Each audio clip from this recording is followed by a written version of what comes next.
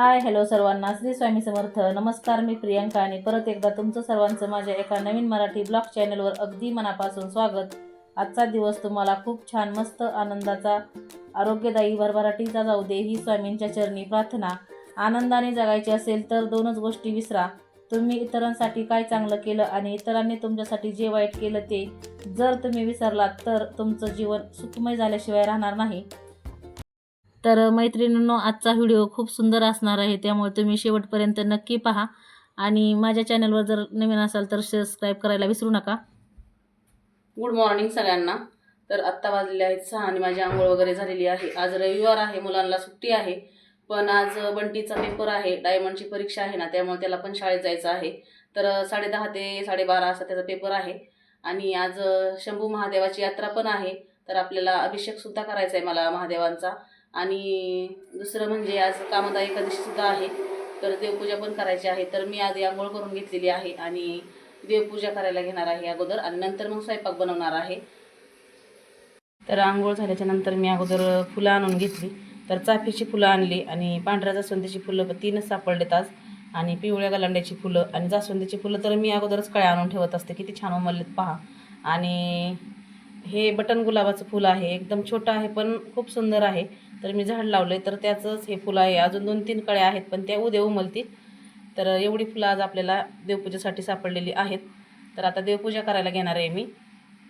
देवघरामधले देव सर्व काढून घेतले, त्यातील वस्त्रसुद्धा काढून घेतलं आणि देवघरात चांगला असा कापडाने पुसून घेतला सगळीकडनं, आणि नंतर मग त्यामध्ये वस्त्र हातरून घेतलं.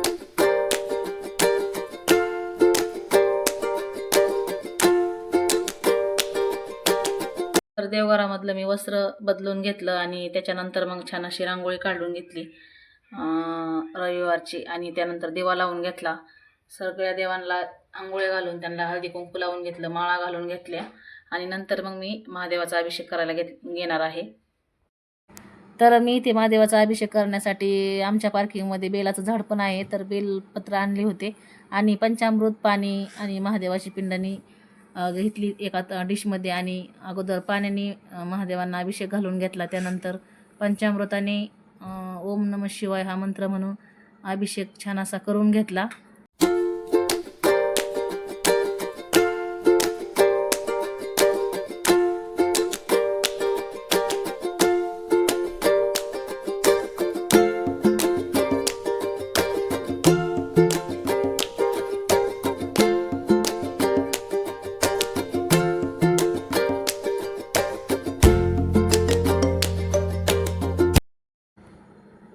तर अभिषेक झाल्याच्या नंतर मग मी महादेवाची पिंड छान अशी रुमालाने पुसून घेतली, त्यांना भस्म असा लावला आणि त्यावरती बेलपत्र वाहून घेतले आणि छान अशी पूजा करून घेतली.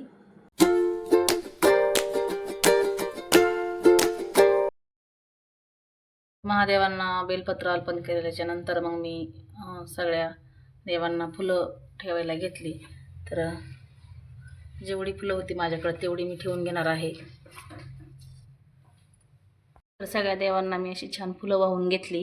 त्यानंतर कलशाची पण पूजा केली, कलशावरती पण फूल ठेवून घेतलं, अगरबत्ती लावून घेतली, आणि आता पेड्याचा प्रसादसुद्धा मी देवाला ठेवणार आहे.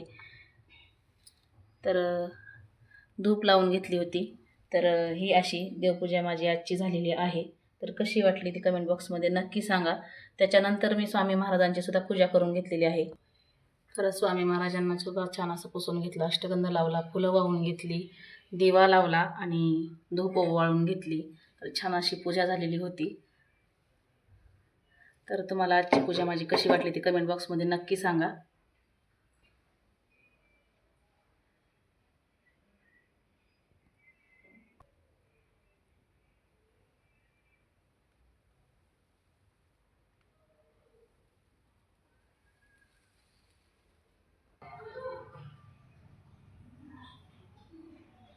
तर देवपूजा रांगोळी दारामध्ये झालेली आहे माझी, आणि आता मी आले किचनमध्ये. तर आता वाजले 8 आणि बंटीला 10:30ला पेपर आहे, त्यामुळे थोडंसं निवांत चाललंय, आणि तो आता उठलेला आहे.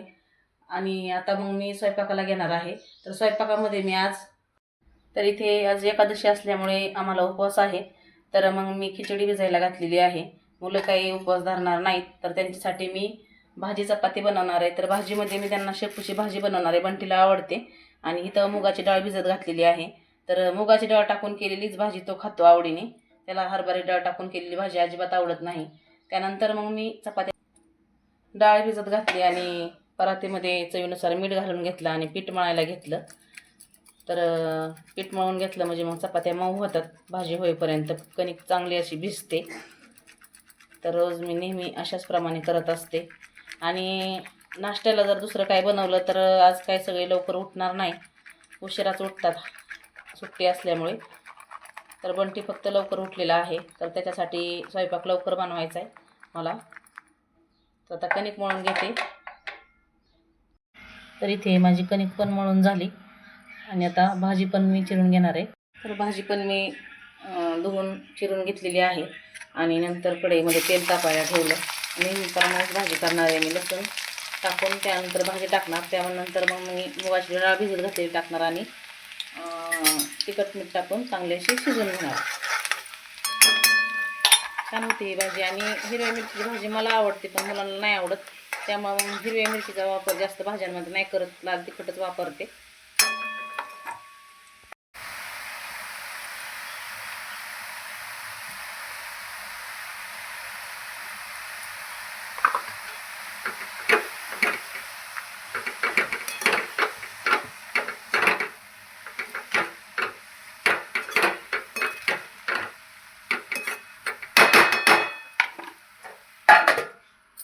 इकडं भाजी शिजते तोपर्यंत मी इकडं चपात्या सुद्धा बनवून घेतल्या. स्वयंपाक वगैरे आवरला आणि मी भांडे वगैरे सर्व घासून घेतले आणि आता बंटीला पण जेवायला देणार आहे. तर त्याने आंघोळ वगैरे केलेली आहे. तर त्याला थोडीशी जवसाची चटणी आणि शेपूची भाजी आणि चपाती असं जेवायला दिलं. आता तो जेवण करणार आहे आणि नंतर मग त्याला औषध देणार आहे मी. बंटी जेवण करते तोपर्यंत मी सर्व कुंड्या किचन वाट्यावरती आणल्या. आता ह्या कुंड्यांना आहे ना 8 दिवसातून एकदा तरी अशा आंघोळ्या घालावं लागतात. काय होतं, ह्या पानांवरती ना अशी धूळ बसते, मग ते झाडं अशी सुधरत नाहीत. मग 8 दिवसातून एकदा अशी झाडं स्वच्छ धुवून घेतली, त्यांना पाणी घातलं ना की मग अशी व्यवस्थित टवटवीत फुटतात. आणि हे मनी प्लांट बघा किती छान असं फुटले. दुसरं एक आहे ते वरती गेलेलं आहे. आता तो जेवण करते तोपर्यंत ही झाडं मी ना चांगली असं स्वच्छ धुवून घेते. आणि हे शोचंच झाड आहे पहा, एकदम हे जे आहे ना एकदम छान दिसतं. आणि हेच झाड मी दुसऱ्या कुंडीमध्ये लावलंय, तर बघा इतकं छान असं फुटलेलं आहे.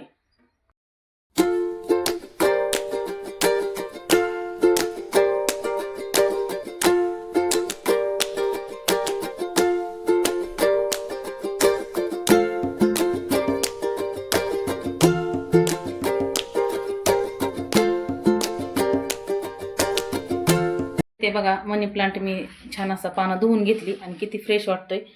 चांगला असा ताजा टवटवीत राहतो. आणि हॉलमध्ये असं ठेवलं ना तर हॉलमध्ये ह्या सगळ्या कुंड्या मी ठेवत असते, छान दिसतात.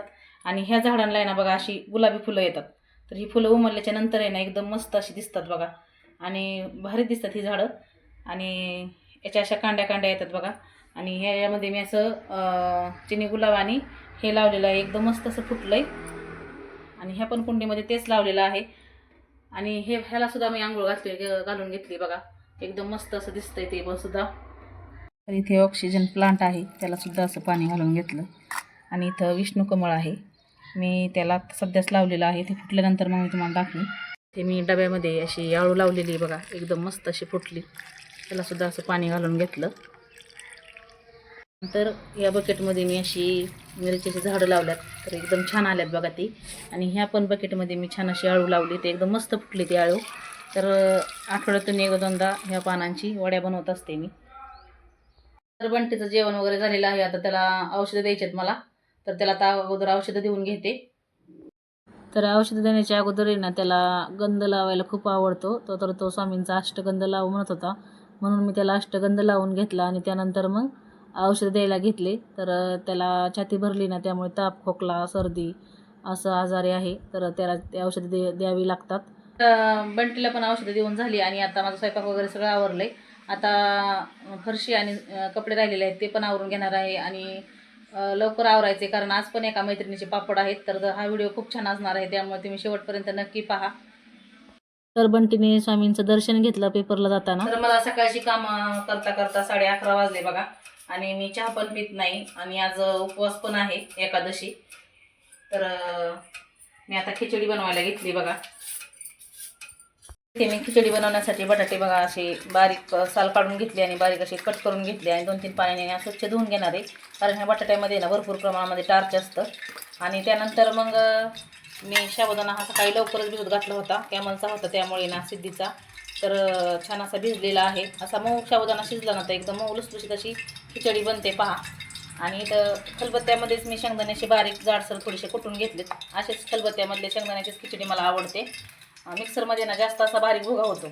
आणि मिक्सरमध्ये थोडीशी अशी हिरव्या मिरच्या मी एक चवीनुसार फिरून घेतलेल्या आहेत.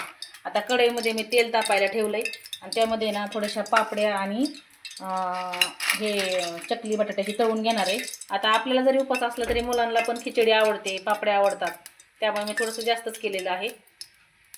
आता तेल बघा चांगलं तापलं आहे आणि यामध्ये मी आता चकली घालून घेतली. तर चकली ना खायला एकदम भारी लागते बरं का.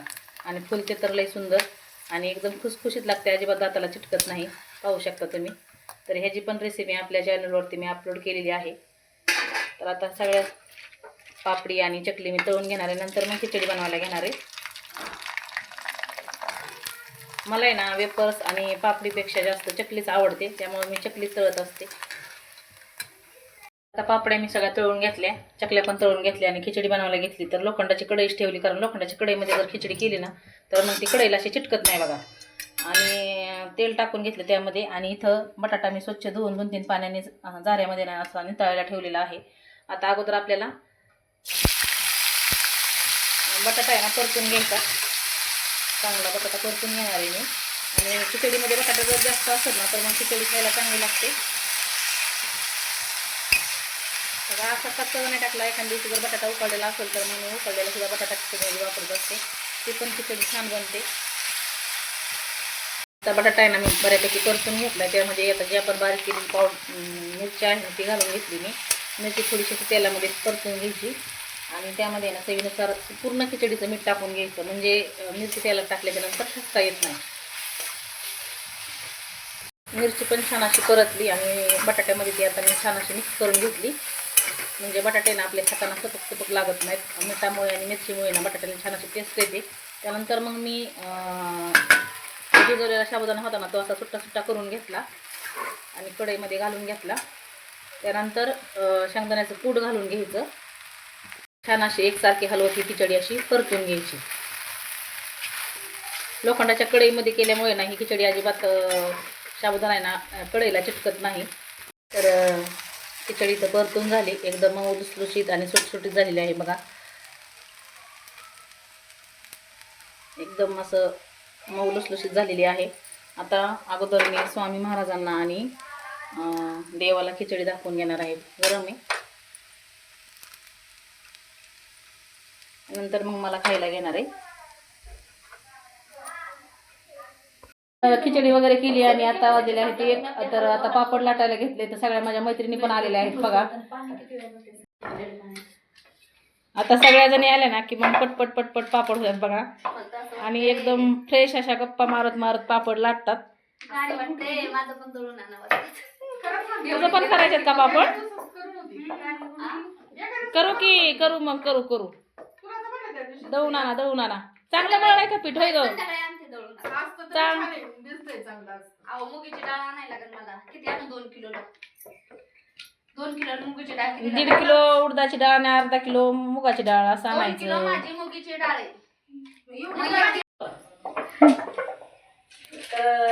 बघा आता 1 वाजले लाटायला आणि सगळ्या मैत्रिणी गोळा झाल्यात. आणि आता बघू किती वाजता होतात ते. आज मळले 2 किलोचं पीठ आणि ह्या मैत्रिणीचं पापड आहेत बघा. आज त्या मैत्रिणीचं त्या दिवशी केलं, मग आता आपलं केलं म्हणजे सगळ्यांचं करावं लागायला लागते.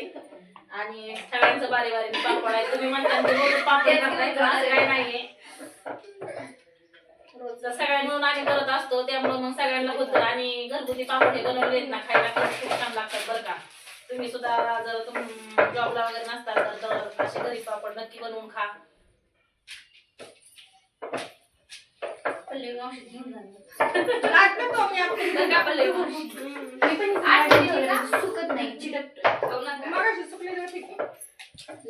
हे बघा 1 वाजता पापड लाटायला बसलो होतो आणि 3 वाजता पापड लाटून तयार झालेले आहेत. आणि तिकडे बेडवर ती सुद्धा टाकलेले आहेत. तर 2 किलोचे पापड होते. तर मनीषा कसं 2 तासात 2 किलो पापड लाटून तयार झाले. आता ही भांडे कोणी घासायची? ज्याने त्याने आम्हाला ज्याचं पापड आहेत ना त्याने ही भांडे, ज्याचं पापड आहेत ना त्याने हे भांडे सगळे पसारा उचलायचा. आणि असं असतंय आमच्यामध्ये. पण लाटायला ना मात्र सगळे बोलवलं की सगळे येतात.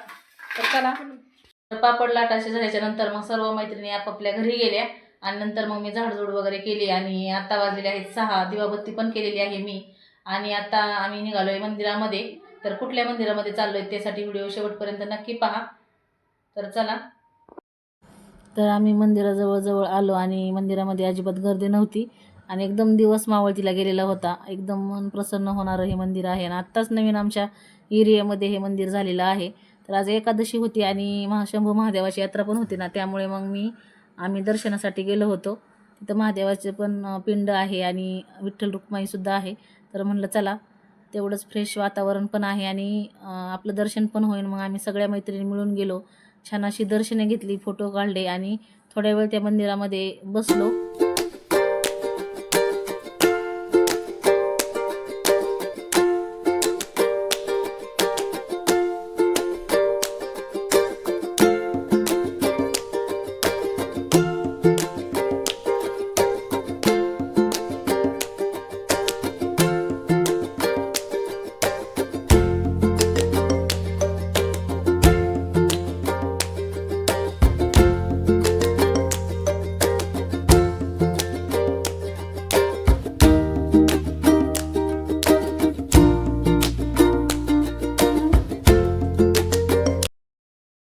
आता मी मंदिरामधून दर्शन करून यायला मैत्रिणीचा फोन आला होता. इथे जवळच घर आहे आणि आता मग फोन आल्याच्या नंतर मग यावंच लागते. तर मग आता आलोय, एक 5-10 मिनिटं थांबणार आहे आणि लगेच घरी जाणार आहे. तर आता मैत्रीण म्हणते सरबत बनवते. तर मग थांबलोय तर मग आता आम्ही थोड्या वेळ टी व्ही पाहतोय. तर आता मी घरी आलेली. तर आता वाजलेले आहेत 7:30 आणि आता मला स्वयंपाक पण करायचा आहे. तर इथेच मी आपल्या ब्लॉगला पूर्णविराम देते. तुम्हाला कसा वाटला हा व्हिडिओ ते कमेंट बॉक्समध्ये नक्की सांगा. अशाच एका नवीन व्हिडिओसह भेटणार आहे. तोपर्यंत सर्वांना शुभ संध्याकाळ आणि श्री स्वामी समर्थ.